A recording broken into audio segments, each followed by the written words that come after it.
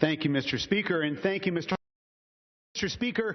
Mr. Marchant has gotten people's attention this afternoon. I am really surprised at how lively and engaged our friends are on the other side of the aisle. And so it begs the question, what is so provocative about this bill? What is just so provocative and incendiary? And I apparently, having the administration come with a plan as it relates to debt is a provocation. I don't think our friends on the other side of the aisle have to take the bait.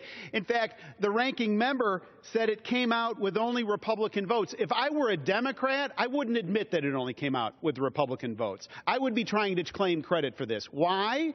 Because I come from the state of Illinois. And Mr. Speaker, let me tell you what happens when you avoid problems. The state of Illinois has avoided problems year after year after year. And now my home state has a $100 billion unfunded pension liability. That's a fact.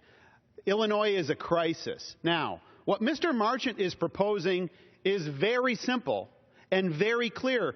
And if this is provocative, I don't know how to deal with this.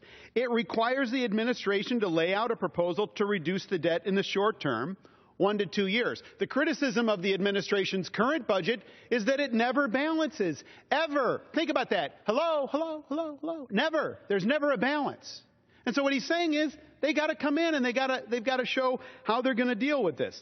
Short term, medium term, understanding its relationship, debt to GDP. All of these things are so important. We're told, hey, go to the internet.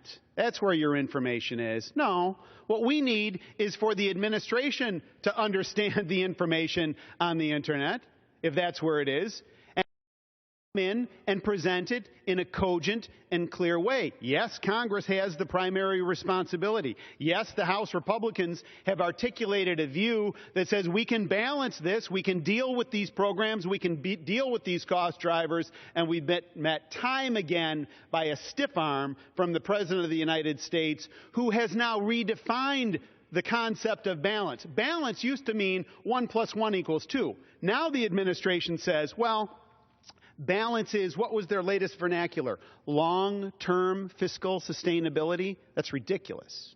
So Representative Marchant is to be congratulated. This is a great idea. We ought to be celebrating this. If I were a Democrat, I wouldn't admit to voting against it, and I urge its passage. I yield back.